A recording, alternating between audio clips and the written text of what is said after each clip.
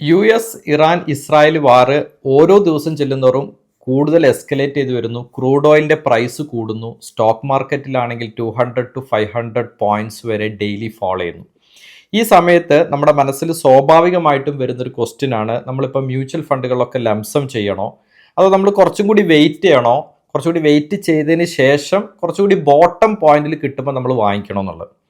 Mutual ഫണ്ടുകളൊക്കെ ആണെങ്കിലും മിക്ക mutual ഫണ്ടുകളുടെയും NAV ഒക്കെ 30 to 40% കറക്റ്റഡ് ആണ്.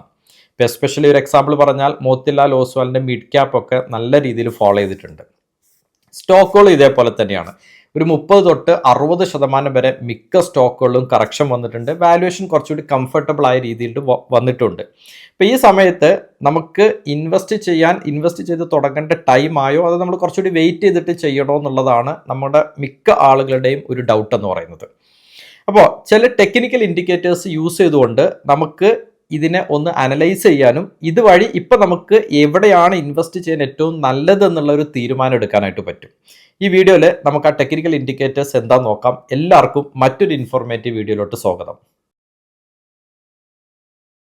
നിഫ്റ്റി ഗോൾഡ് റേഷ്യോ, ഇതിനെ വാല്യൂ മീറ്റർ എന്ന പേരിലും പറയുന്നു. അതായത് നിഫ്റ്റി ഇൻഡെക്സിന്റെ value divided by 1 gram 24 carat ഗോൾഡിന്റെ പ്രൈസ് കൊണ്ട് ഡിവൈഡ് ചെയ്യുക. അപ്പോൾ നമുക്ക് കിട്ടുന്ന റേഷ്യോനെ പറയുന്ന പേരാണ് നിഫ്റ്റി ഗോൾഡ് റേഷ്യോ എന്ന് പറയുന്നത്. ഈ നിഫ്റ്റി ഗോൾഡ് റേഷ്യോ അനുസരിച്ചുകൊണ്ട് നമുക്ക് പറയാൻ പറ്റും ഈ സമയത്ത് നിഫ്റ്റി, അതായത് ഇക്വിറ്റി ആണോ ഏറ്റവും ചീപ്പായിട്ട് അല്ലെങ്കിൽ ഡിസ്കൗണ്ട് പ്രൈസിലുള്ളത്, അതോ ഗോൾഡ് ആണോ ഏറ്റവും ഡിസ്കൗണ്ട് പ്രൈസിലുള്ളതെന്ന്.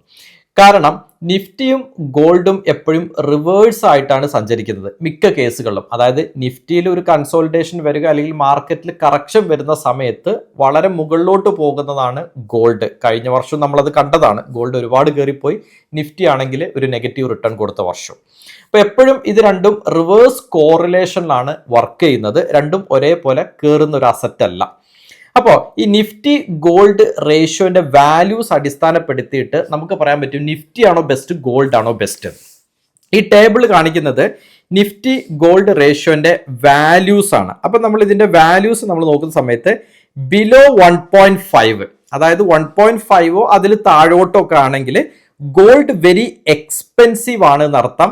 ഇക്വിറ്റി എന്ന് പറയുന്നത്, അതായത് സ്റ്റോക്കുകൾ മ്യൂച്വൽ ഫണ്ടുകളൊക്കെ വളരെ ചീപ്പാണ് എന്നർത്ഥം. അങ്ങനെ വരുന്ന സമയത്ത് ഏതാണോ ഡിസ്കൗണ്ടിൽ കിട്ടുന്നത് അതാണല്ലോ നമ്മൾ വാങ്ങിക്കുക. ഡിസ്കൗണ്ടിൽ കിട്ടുന്നത് അപ്പോൾ നമ്മൾ ഇക്വിറ്റി ബൈ ചെയ്യണം അഗ്രസീവായിട്ട്. കാരണം നമ്മുടെ അസറ്റ് അലോക്കേഷൻ നോക്കുകയാണെങ്കിൽ ഇക്വിറ്റിയിൽ കൂടുതൽ എക്സ്പോഷർ കൊടുക്കുകയും ഗോൾഡിൽ എക്സ്പോഷർ കുറക്കുകയും വേണം.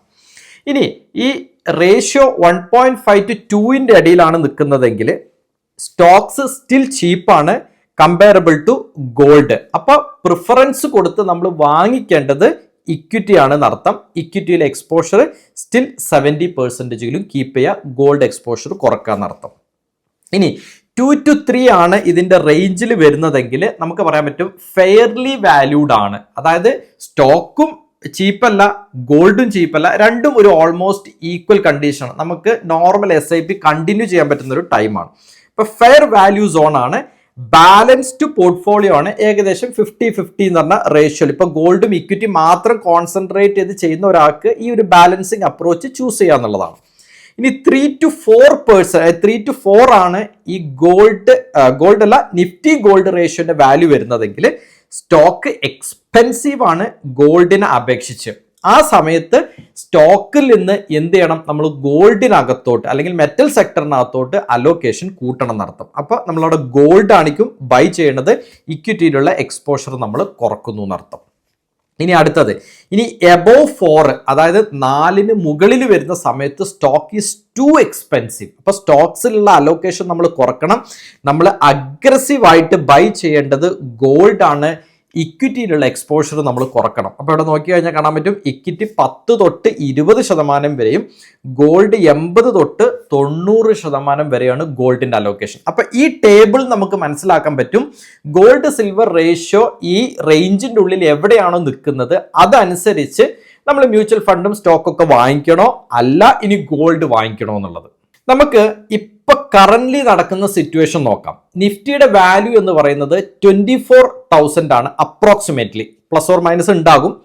എന്നാൽ ഗോൾഡ് 1 ഗ്രാം ഗോൾഡ് 24 ക്യാരറ്റിന്റെ വാല്യൂ എന്ന് പറയുന്നത് 15,500 ആണ്.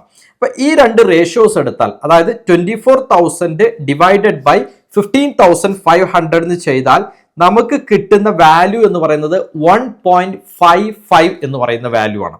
അപ്പൊ 1.55 എന്ന് പറഞ്ഞാൽ ഈ വാല്യൂ കുറവാണ്. നേരത്തെ നമ്മൾ ടേബിളിൽ കണ്ടു കഴിഞ്ഞു. 1.5 ആകുമ്പോൾ എന്താണ് സംഭവിക്കുന്നത്? 1.5 ആകുന്ന സമയത്ത് നമ്മൾ ഈ ടേബിളില് നമ്മൾ വരേണ്ടത് ഈ ഫസ്റ്റ് കോളത്തിന്റെ അടുത്തെത്തി. ഇവിടെ നമ്മൾ പറയുന്ന ഫസ്റ്റ് കോളല്ല, ഫസ്റ്റ് റോന്റെ അടുത്ത് നമ്മളിവിടെ എത്തിയിട്ടുണ്ട്. ഇതിലെന്താ പറയുന്നത്? 1.5 ആണെങ്കിൽ അവിടെ ഗോൾഡ് എക്സ്പെൻസീവ് ആണെന്നും ഇക്വിറ്റി ആണ് നമ്മൾ കൂടുതൽ വാങ്ങിക്കേണ്ടതെന്നും പറയുന്നു. അപ്പൊ ഏറ്റവും ഫെയർ വാല്യൂ സിറ്റുവേഷനിലാണ് ഇപ്പൊ നമ്മുടെ മാർക്കറ്റ് നിൽക്കുന്നത്. അല്ലെങ്കിൽ മാർക്കറ്റിലെ സ്റ്റോക്കുകളും മ്യൂച്വൽ ഫണ്ടുകളൊക്കെ ഡിസ്കൗണ്ട് പ്രൈസിൽ വന്ന് നിൽക്കുന്നു എന്നർത്ഥം. ഇനി നമ്മൾ ഈ പറഞ്ഞ ഡാറ്റ ഇതുവരെയുള്ള നിഫ്റ്റിയുടെ ഹിസ്റ്റോറിക്കൽ ചാർട്ടുമായിട്ട് എങ്ങനെയാണ് ഇത് കോറിലേറ്റ് ചെയ്ത് വർക്ക് ചെയ്യുന്നത് നമുക്ക് നോക്കാം. ഇവിടെ ഞാൻ എടുത്തിരിക്കുന്നത് നിഫ്റ്റി 50യുടെ ചാർട്ടാണ്. ഇതെന്ന് പറയുന്നത് നിഫ്റ്റി 50യുടെ ചാർട്ടാണ് എടുത്തിരിക്കുന്നത്.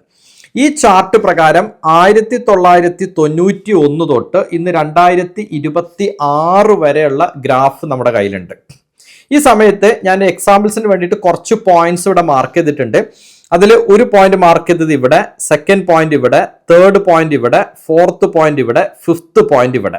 അപ്പൊ ഞാൻ ഇതിന്റെ ജസ്റ്റ് നമ്പർ കൊടുക്കുന്നു. 1, 2, 3, 4, 5 5 പോയിന്റ് നമ്മൾ മാർക്ക് ചെയ്തു. ഇതിൽ ഫസ്റ്റ് പോയിന്റ് നിൽക്കുന്നത് 2003 വന്നിരിക്കുന്നത്. അടുത്തത് 2009, അത് കഴിഞ്ഞ് 2013 കാലഘട്ടം, പിന്നെ അത് കഴിഞ്ഞ് 2020 കാലഘട്ടം, ഇപ്പൊ 2026. ഇപ്പൊ 2003 നോക്കണം. നമ്മളിവിടെ മാർക്ക് ചെയ്തിരിക്കുന്ന ഫസ്റ്റ് പോയിന്റ് 1 എന്ന് പറയുന്ന പോയിന്റ് ഞാൻ ജസ്റ്റ് കളർ വെച്ചൊന്ന് ഹൈലൈറ്റ് ചെയ്യാം. ഈ പോയിന്റിൽ എന്ത് സംഭവിക്കുന്നു? ഇവിടെ 1.5 എന്ന് പറയുന്ന വാല്യൂവിന്റെ അടുത്തോട്ട് നമ്മുടെ നിഫ്റ്റി ഗോൾഡ് റേഷ്യോ വരുന്നു. ഇവിടെ ഫസ്റ്റിൽ കാണിക്കുന്ന ഇതെന്ന് പറയുന്നത് നിഫ്റ്റി ഡിവൈഡഡ് ബൈ ഗോൾഡ് ആണ്. അത് നിഫ്റ്റി ഗോൾഡ് റേഷ്യോ ആണ്. അപ്പൊ ഇവിടെ ഇത് 1.5ന്റെ അടുത്തോട്ട് വന്നു. ആ സമയത്ത് നമ്മൾ ശ്രദ്ധിക്കേണ്ട കാര്യം, ഇവിടെ നിന്ന് അവിടെ ആ പോയിന്റ് തൊട്ട് മാർക്കറ്റ് റാലി നടത്തി. ഇനി നമ്മൾ നമ്പർ 2 നോക്കാം. നമ്പർ 2 നോക്കുന്ന സമയത്ത് ഇതാണ് നമ്മുടെ നമ്പർ 2. ആ പോയിന്റ് എന്ന് പറയുന്നത് ഇവിടെയാണ്. ഇവിടെ കറക്റ്റ് ആയിട്ട് നമുക്ക് കാണാൻ പറ്റും എപ്പോഴാണ് അത് 1.5ന്റെ അടുത്തോട്ട് എത്തുന്നത്, അവിടെ നിന്ന് മാർക്കറ്റ് ഒരു റാലി കൊടുക്കുന്നു. ഇനി അടുത്ത പോയിന്റ് നമ്പർ 3 വരുന്നുണ്ട്. നമ്പർ 3 വരുന്നത് ഈ പോയിന്റിലാണ്. അതൊന്ന് ഹൈലൈറ്റ് ചെയ്യുന്നു. ഇതാണ് നമ്പർ 3. ഈ പോയിന്റ് നമ്പർ 3. അവിടെ നിന്ന് അടുത്ത റാലി മാർക്കറ്റ് വീണ്ടും അടുത്ത റാലിയിലോട്ട് സ്റ്റാർട്ട് ചെയ്യുന്നു. ചെറിയ കയറ്റിറക്കങ്ങളിലൂടെ ഈ മാർക്കറ്റ് പോകുന്നു ടിൽ കോവിഡ് വരെ. നമുക്കറിയാലോ 2021, 22, 23, 24 വരെ വലിയ റാലി ആയിരുന്നു. കോവിഡിന് ശേഷം, കോവിഡിന് മുന്നേയും അതേ റാലി ഉണ്ടായിരുന്നു. ഇനി കോവിഡ് വന്നപ്പോഴാണ് വലിയൊരു ക്രാഷ് നമ്മൾ കണ്ടത്. അപ്പൊ ഈ 4ാമത്തെ പോയിന്റ് അടുത്ത പോയിന്റിലോട്ട് നമ്മൾ വരുന്നു. ഇവിടെയാണ് 4th എന്ന് പറഞ്ഞത്. ഇവിടെ 1.5 എത്തിയിട്ടില്ല, പക്ഷെ 2ന്റെയും 1.5ന്റെയും ഇടക്ക് വന്നു. ഇപ്പൊ കോവിഡ് ഒരു എക്സെപ്ഷണൽ കേസസ് ആണ്. എന്നാലും ഇവിടെയും ക്രാഷ് വന്നു.